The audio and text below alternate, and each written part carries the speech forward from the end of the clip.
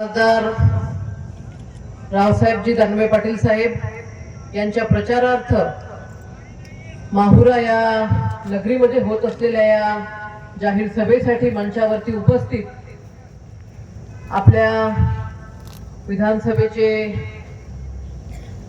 लोकप्रिय आमदार आदरणीय संतोषदादा दानवे पाटील, माझ्यासोबत या ठिकाणी आलेले भारतीय जनता पार्टी बुलढाण्याचे सरचिटणीस देवीदास पाटील जाधव, पंडित दादा देशमुख, सुनीलजी वायाळ, युवा मोर्चाचे आमचे तालुक्याचे अध्यक्ष संतोष काळे पाटील, मंचावरती उपस्थित विजय नाना परिहार, तालुक्याचे अध्यक्ष नाना भागिले, गजानन भाऊ लहाने, दत्तू पाटील आंबोरे, भाऊसाहेब पाटील, डॉक्टर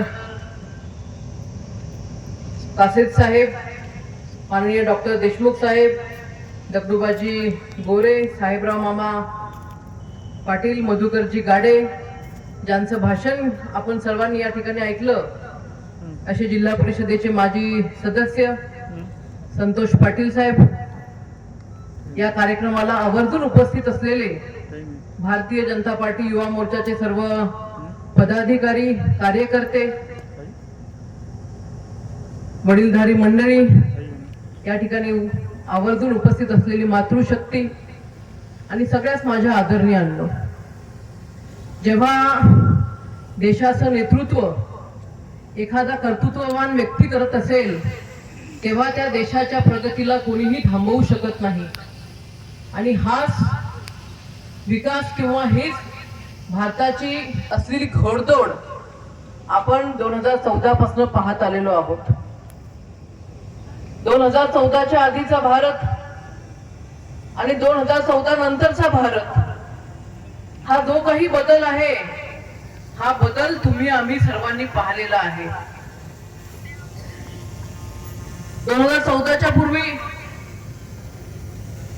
जालन्यामध्ये काय व्हायचं, बुलढाणा जिल्ह्यामध्ये काय व्हायचं, किंवा उर्वरित महाराष्ट्र, या माहुऱ्यातल्या शेतकऱ्याच्या खात्यामध्ये तो 1 रुपया पडत नाही, तर 25 पैसे त्या शेतकऱ्याच्या खात्यामध्ये त्या ठिकाणी पडतात. ही चिंता तत्कालीन पंतप्रधान राजीव गांधी साहेब यांनी व्यक्त केली होती. परंतु मला सांगा, शेतकऱ्याच्या बाबतीमध्ये फक्त चिंता व्यक्त करून, फक्त भाषण करून शेतकऱ्याचं भलं होऊ शकतं का? नाही होऊ शकत. शेतकऱ्यांसाठी त्याचं जीवनमान उंचवण्यासाठी कठोर निर्णय त्या ठिकाणी देशाच्या पंतप्रधानाला घ्यावे लागतात.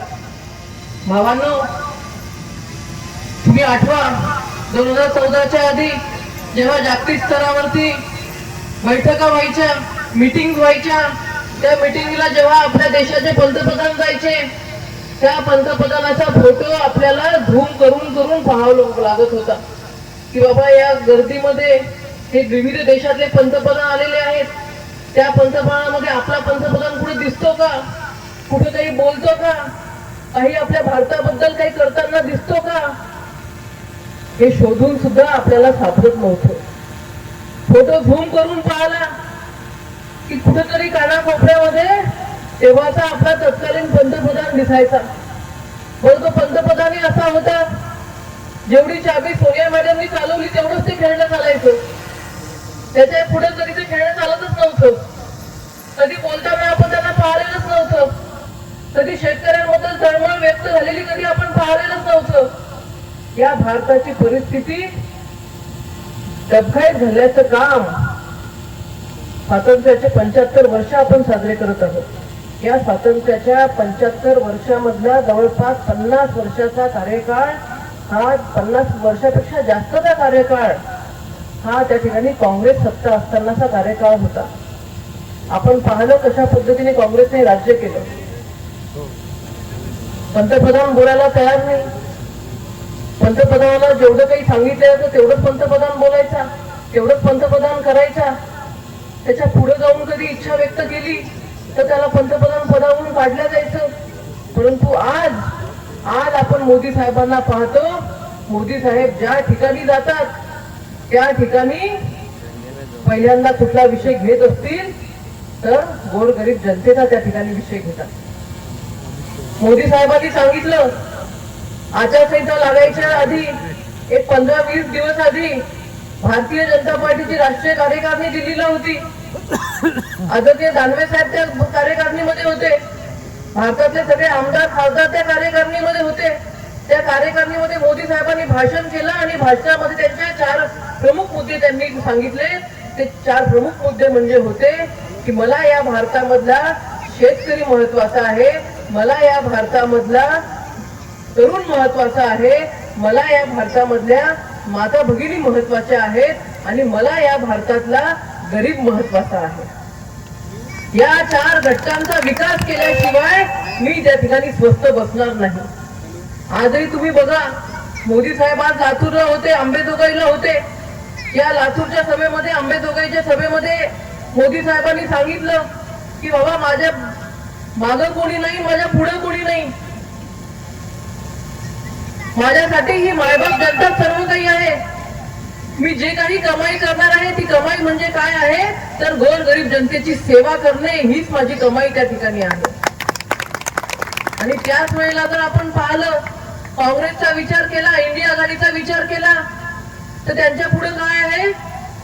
सोनिया गांधी काय म्हणतात की मला राहुल गांधीला पंतप्रधान करायचं.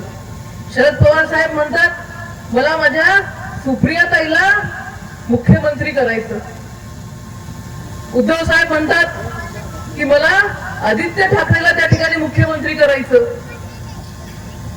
परंतु फक्त आणि फक्त भारतीय जनता पार्टीच अशी आहे की या भारतीय जनता पार्टीचा नेता काय म्हणतो, मला माझ्या घराचं कल्याण करायचं नसून मला या भारतातल्या गोरगरीब जनतेचं कल्याण त्या ठिकाणी करायचं आहे. इंडिया आघाडीसाठी सत्ता आल्यानंतर काय करणार आहे आपण पाहिलं. काँग्रेसची जेव्हा जेव्हा सत्ता होती तेव्हा तेव्हा काय झालं तर रस्त्याच्या रस्ते गायब, सिंचनाचे मोठे मोठे प्रकल्प गायब, विद्यार्थ्यांच्या शिष्यवृत्ती गायब. आणि तेच भारतीय जनता पार्टीचं सरकार आल्यानंतर आपण बघतो. आता संतोष दादांनी त्यांच्या भाषणामधून सांगितलं 2014च्या आधी तुमची काय परिस्थिती होती, आमची काय परिस्थिती होती. तुलनेने आम्ही तुमच्यापेक्षा थोडेफार बरे होतो, चांगले नव्हतो. मूलभूत रस्ते तेव्हा आमचे नव्हते, परंतु तुमच्या तुलनेमध्ये कुठेतरी आमची परिस्थिती जरा बरी होती. आज तुम्ही दिल्लीवरून गाडी घेऊन जरी निघाले तरी कुठेही तुम्हाला त्या ठिकाणी तुमच्या पोटातलं पाणी सुद्धा हलत नाही अशी परिस्थिती आहे. समृद्धी मार्ग तुमच्या जालना जिल्ह्यामधून गेला, आमच्या बुलढाणा जिल्ह्यामधून गेला. नागपूर मधून जे आपण गाडीमध्ये बसलो की कशी गाडी संभाजीनगर पर्यंत येते, कशी गाडी जालन्यापर्यंत येते आपल्याला कळतं का? अजिबात त्या ठिकाणी कळत नाही. एवढा जो काही हा बदल आहे, सिंचनाचे मोठे मोठे प्रकल्प आहेत. तुम्हाला आठवत असेल 2014च्या इलेक्शनच्या आधी सिंचनाचा अनुशेष जो काही मराठवाडा आणि विदर्भाचा होता जवळपास 72,000 कोटीचा घोटाळा त्या काळामध्ये काँग्रेसने केला होता. किती? 72,000 कोटीचा घोटाळा. पण आपण विदर्भातले मराठवाड्यातली मंडळी कशी साधी भोळे आपण लोक आहेत. आपलं काय त्या ठिकाणी प्राधान्य असतं की बाबा आमचा खासदार आमचा आमदार मौतीला आला पाहिजे, सावड्याला आला पाहिजे, लग्नाला आला पाहिजे, बारशाला आला पाहिजे, कुंकवाला आला पाहिजे, तिळ्याला आला पाहिजे, साखरपुड्याला आला पाहिजे. परंतु आमच्या आमदाराने खासदाराने विकास कामाला पण महत्व दिलं पाहिजे हा आपल्यासाठी दुय्यम विषय त्या ठिकाणी होता. आणि त्याच्या तुलनेत काय होतं, पश्चिम महाराष्ट्रामधला जो मतदार आहे तो मतदार महत्व कशाला देत होता की आमचा आमदार आमचा खासदार हा आमच्या कार्यक्रमाला आलेला आम्हाला नकोय, आमचा आमदार आमचा खासदार हा विकास कामासाठी झटणारा आम्हाला पाहिजे. आणि त्या काळामध्ये काय झालं बांधवांनो, आपले आमदार खासदार हे या कार्यक्रमामध्ये गुंतलेले असल्यामुळं त्या ठिकाणी जो काही कोट्यावधी रुपयाचा विकास निधी यायचा, जे काही प्रस्ताव त्या ठिकाणी तयार केले जायचे हे फक्त आणि फक्त त्या ठिकाणी पश्चिम महाराष्ट्रातले केले जायचे. कुठलीही सरकारची योजना आणली की त्याचे प्रस्ताव तयार करून घेतले जातात. मग हे प्रस्ताव तयार करण्याची ठराविक एक काही वेळ असते, काही काळ असते, काही तारीख असते. त्या ठराविक तारखेपर्यंत जर का आपण प्रस्ताव दिले तर आपल्याला निधी मिळतो, नाहीतर आपल्याला काही निधी मिळत नाही. आपले आमदार आपले खासदार इकडं गुंग राहायचे सावडण्यात मोतीत लग्न कार्यामध्ये. आणि पश्चिम महाराष्ट्रामधले लोक काय करायचे, ज्या दिवशी शेवटची तारीख असली की त्याच्या आधीच जेवढा काही त्यांना टार्गेट आहे त्या टार्गेटच्या शिल्लक प्रस्ताव ते मंत्रालयामध्ये दाखल करून ठेवायचे. आणि त्यांना माहित होतं की विदर्भातला आणि मराठवाड्यातला प्रस्तावच येणार नाही. मग हे जे शिल्लकचे पैसे आहेत हे शिल्लकचे पैसे शासनाला वापस चालले जातील. मग करायचं काय, शिल्लकचे प्रस्ताव टाकून द्यायचे आणि जो काही आपल्या हक्काचा निधी आहे तो हक्काचा निधी मराठवाड्याचा आणि विदर्भाचा पळून नेण्याचं काम काँग्रेसच्या काळामध्ये त्या ठिकाणी झालेलं आहे. ते आपण सर्वांनी पाहिलं. 72,000 कोटी रुपयाचा सिंचनाचा घोटाळा उघडकीस करण्याचं काम हे भारतीय जनता पार्टीने सुरू केलं. बरं, घोटाळा उघड करणं हे एवढंच आपलं काम होतं का? नक्कीच नाही. जेव्हा आपलं सरकार त्या ठिकाणी आलं, हे सरकार आल्यानंतर मराठवाड्याच्या शेतकऱ्यांचं सिंचन वाढवण्यासाठी त्या ठिकाणी मराठवाडा ग्रीड प्रोजेक्ट त्या ठिकाणी तयार करण्यात आला. आणि या प्रोजेक्टच्या माध्यमातून मराठवाड्यातल्या प्रत्येक तालुक्यामध्ये प्रत्येक जिल्ह्यामध्ये कशा पद्धतीने सिंचन वाढवलं जाईल, सिंचन वाढवल्यानंतर शेतकऱ्यांची कशा पद्धतीने शेती त्या ठिकाणी ओलिताखाली जाईल असा प्रयत्न आपल्या सरकारने केला. मग मला सांगा, हे जे काही प्रोजेक्ट आपण सुरू केलेले आहेत हे जर का प्रोजेक्ट आपल्याला सुरू ठेवायचे असतील तर भारतीय जनता पार्टी शिवाय आपल्याला पर्याय नाही आहे. आता संतोष दादांनी सांगितलं, संतोष पाटील साहेबांनी, की सगळे रस्ते तुम्ही केले, पांधन रस्ते फक्त राहिलेले आहेत असं कोणतरी बोललो. 50-60% तेही झाले असतील. आमच्या मतदारसंघामध्ये मी तुम्हाला सांगते, जवळपास 750 किलोमीटरचे फक्त पांधन रस्ते आम्ही त्या ठिकाणी मंजूर केले. परंतु हे कधी मंजूर केले, हे या आताच्या 2 वर्षाच्या कार्यकाळामध्ये. माझी तर पहिली टर्म होती. पहिल्या टर्म मध्ये तुम्ही पाहता, आमदार झालो लगेच कोरोना लागला, कोविड लागला. सुरुवातीचे 1.5-2 वर्ष काहीच त्या ठिकाणी निधी मिळाला नाही. महाविकास आघाडीचं सरकार होतं, 5 पैशाची सुद्धा मदत त्या काळामध्ये झाली नाही. हे जेवढे काही विकास कामं तुम्हाला दिसत आहेत, तुमच्या मतदारसंघामध्ये असतील किंवा महाराष्ट्रामध्ये असतील, हे सगळे काही विकास कामं त्या ठिकाणी महाराष्ट्रामध्ये महायुतीचं सरकार आल्यानंतरचे हे विकास कामं आहेत. देशाचे पंतप्रधान सन्माननीय मोदी साहेबांनी शेतकऱ्यांच्या खात्यामध्ये 6,000 रुपये टाकण्याचा निर्णय घेतला. हा निर्णय इतका फायद्याचा ठरला की ज्या दिवशी महाराष्ट्रामध्ये महायुतीचं सरकार आलं, ते सरकार आल्यानंतर पहिलं जर घोषणा कुठली केली असेल तर ती महाराष्ट्र सरकारने सुद्धा घोषणा केली. केंद्र सरकारच्या धर्तीवरती महाराष्ट्र सरकारने सुद्धा PM किसान नावाची योजना त्या ठिकाणी चालू केली आणि त्या योजनेच्या माध्यमातून केंद्र सरकारचे 6,000 आणि राज्य सरकारचे 6,000 हे शेतकऱ्याच्या खात्यामध्ये त्या ठिकाणी पडत आहेत. बरं, मला सांगा, हे 6,000 रुपये पडत असताना तुम्हाला आमदाराकडे जाण्याची आवश्यकता पडते का? खासदाराकडे जाण्याची आवश्यकता पडते का? जिल्हा परिषद सदस्याकडे जाण्याची आवश्यकता पडते का? सरपंचाकडे जाण्याची आवश्यकता पडते का? काहीच नाही. दिल्लीमधून मोदी साहेब बटन दाबतात आणि दिल्लीवरून मोदी साहेबांनी बटन दाबलं की इकडं माहोऱ्यातल्या शेतकऱ्याच्या खात्यामध्ये पैसे येतात. बरं, नुसते पैसे येतात का?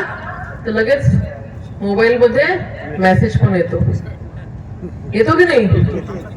हा, काँग्रेसवाले पहिल्यांदा बघतात पण बोलतात का? बोलत नाही. आता मला तुमचं माहित नाही, परंतु आमच्याकडे तर वेगळाच प्रकार झाला. आचारसंहिता लागल्याच्या आधी अतिवृष्टी काही भागामध्ये झाली होती, काही भागामध्ये दुष्काळ पडला होता. जसं जसं सरकारने घोषणा केल्या अतिवृष्टीचे पैसे देऊ, काही तालुक्यामध्ये दुष्काळाचे पैसे देऊ, जे काही असेल ते अतिवृष्टी असेल दुष्काळ असेल त्याचा सर्वे आम्ही केला, पंचनामा आम्ही केला आणि त्या ठिकाणी अधिवेशन चालू होतं. अधिवेशनामध्ये विषय घेतला, लागलीच मदत पुनर्वसन माणसाची सही घेऊन टाकली.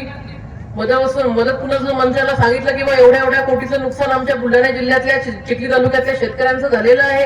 त्यांनी लगेच सही केली. सही केल्यानंतर आचारसंहिता होण्याच्या 1-2 दिवस आधी नाना आमच्या उदयनगर असेल, कोलारा असेल, अमदापूर असेल, त्या भागातल्या शेतकऱ्यांच्या खात्यामध्ये जे पैसे पडणं सुरू झालेत वेगवेगळे, की अर्धा तास नुसता मोबाईल टिंग टिंग टिंग टिंगच वाजत होता. तेही चक्रावून गेलेत की बाबा अजून कितीकच पैसे पडतात मोदी साहेबांचे. सांगायचं तात्पर्य हेच भावांनो, जो काही शब्द, जे काही कमिटमेंट मोदी सरकार शेतकऱ्यांना करते, ते पूर्ण कमिटमेंट करण्याचं काम सुद्धा भारतीय जनता पार्टीचा तळागाळातला कार्यकर्ता त्या ठिकाणी करतो. ठीक आहे, एखादं काम आम्ही कमी केलं असेल, आम्ही म्हणत नाही किंवा 100% कामं या जालना जिल्ह्यातले दानवे साहेबांच्या हातून झाले असतील, परंतु फसवणूक मात्र त्या ठिकाणी कुठल्याही व्यक्तीची झालेली नाही, हे मी दानवे साहेबांच्या वतीने या ठिकाणी तुम्हाला सांगते. एकही व्यक्ती असा मला दाखवा की त्याने म्हणावं की बाबा आमचं हे काम करून देण्याचा शब्द आम्हाला दिला होता, परंतु हे काम आमचं पूर्ण करू शकले नाही, असा एकही व्यक्ती नाही. अहो, दानवे साहेबांसारखं नेतृत्व तुम्हाला भेटलं, तुम्ही नशीबवान आहे. कितीतरी वेळेला मी तुम्हाला सांगते, आता सांगितलं दादांनी तो किस्सा, बारी समाजाचा ते मेळावा त्या ठिकाणी होता. मला स्वतः दानवे साहेबांचा फोन आला होता. बारी समाज आमच्याही मतदारसंघामध्ये, तुमच्याही मतदारसंघामध्ये, मासरूळ भागातला जो समाज असेल किंवा इकडे आमच्या इकडे चांदेरी मधला जो समाज असेल, नाते गोते एकच, तुम्हालाही माहिती आहे. तुमच्यातले अर्धे लोक आमच्या चिखलीत असतात, चिखलीचे अर्धे लोक जाफराबाद मुरुड या भागात मावळ्यात असतात. नातं गोतं एकत्र असतं, लग्न कार्य असतील आपण एकत्र भेटतो. दानवे साहेबांचा मेसेज आला, त्या लोकांचा मेसेज आला की दानवे साहेब या कार्यक्रमाला येते. मलाही फोन सुरू झाले, ताई खरं दानवे साहेब येणार आहेत का? म्हटलं मी माहिती घेते, दानवे साहेब तिरुपतीला आहेत, मला अजून एवढी काही माहिती नाही. परंतु संतोष दादांना जेव्हा फोन केला, संतोष दादा म्हणे हो दानवे साहेब निघालेले आहेत आणि ते त्या शेगावच्या कार्यक्रमाला त्या ठिकाणी येणार आहेत. बरं, आपण समजू शकतो शेगावचा कार्यक्रम मोठा होता, समाजाचा कार्यक्रम होता, मोठा कार्यक्रम होता. कोणीही व्यक्ती प्रयत्न करतो की त्या कार्यक्रमाला आपण आलं पाहिजे, समाजाला 2 गोष्टी आपण चांगल्या सांगितल्या पाहिजे. परंतु एक किस्सा तर भयंकरच आहे, म्हणजे आम्ही सुद्धा चक्रावून गेलो होतो. ना रात्री 12:30-1 वाजले असतील ना, 12:30-1 रात्रीचे झाले होते. तुमच्या मतदारसंघातलं भारत नावाचं गाव आहे, त्या भारत गावचे लोक गेल्या 5-6 वर्षापासून शेगावला त्या ठिकाणी पायी दिंडी काढतात. त्या पायी दिंडीमध्ये जवळपास भारत गावातल्या 1000-1200 माता भगिनी त्या दिंडीमध्ये पैदल येतात. त्याच भारत गावामधले कोणीतरी एक नागरिक डॉक्टर, ते आमच्या चिखली शहरामध्ये राहतात. त्यांचा मला फोन आला, ताई भारतला अशी भारतची दिंडी ही चिखलीवरून शेगावकडे जात आहे आणि जात असताना आपल्या घरी आपण दानवे साहेबांच्या चहा पाण्याचा कार्यक्रम ठेवलेला आहे.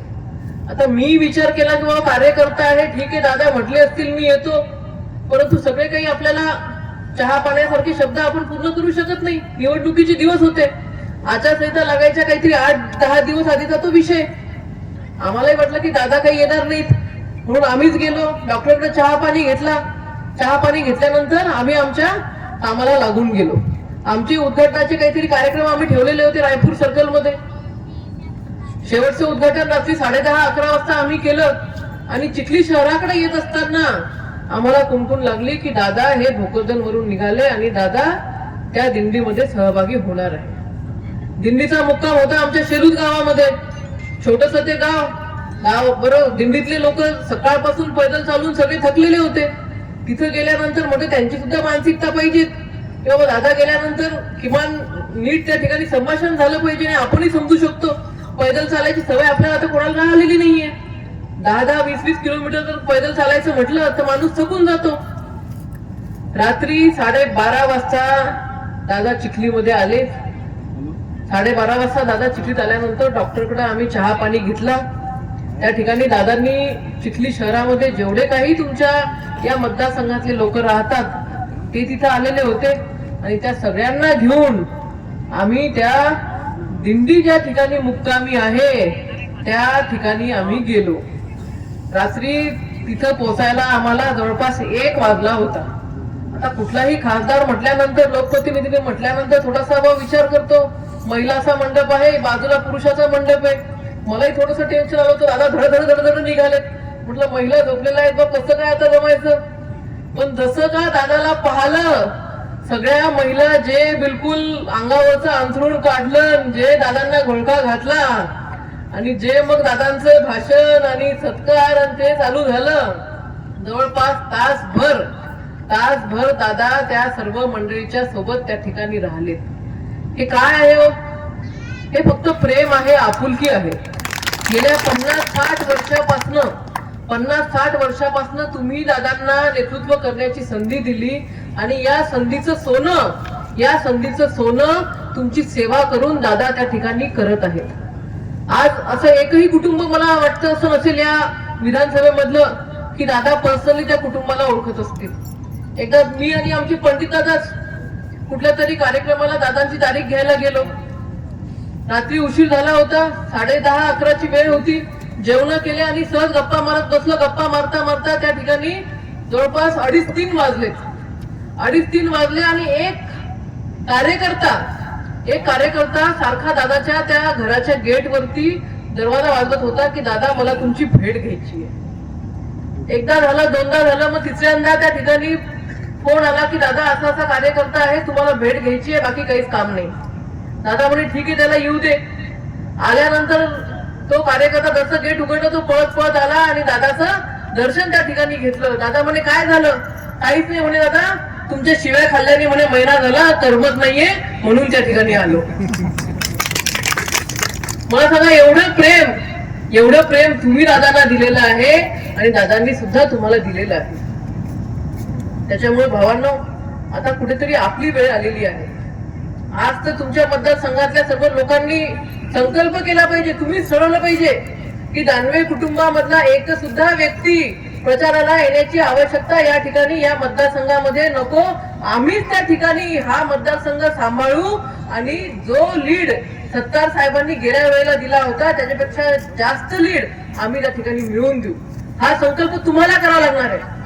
आज पूर्ण जालना जिल्हा दादांना सांभाळायचा आहे, त्याच्या परिवाराला सांभाळायचं आहे. ही निवडणूक काही छोटी आपली ग्रामपंचायतची निवडणूक नाहीये, आपली विधानसभेची निवडणूक नाहीये. ही निवडणूक देशाची निवडणूक आहे. आपला जो उमेदवार आहे हा उमेदवार फक्त आपल्या या विधानसभेपुरता नसून आपल्या जिल्ह्यासाठी हा उमेदवार आहे. त्याच्यामुळे तुम्ही सर्व मंडळींनी संकल्प केला पाहिजे की दानवे कुटुंबामधला एक सुद्धा व्यक्ती या तालुक्यामध्ये या विधानसभेमध्ये न फिरता त्यांनी बाकी जिल्हा सांभाळला पाहिजे. आणि तुम्ही लोकांनी सुद्धा बाकी ठिकाणी जिथे जिथे तुमचे नातेवाईक असतील त्या नातेवाईकांना फोनवरतून कशा पद्धतीने निरोप देता येतील ते काम आपल्याला करायचं.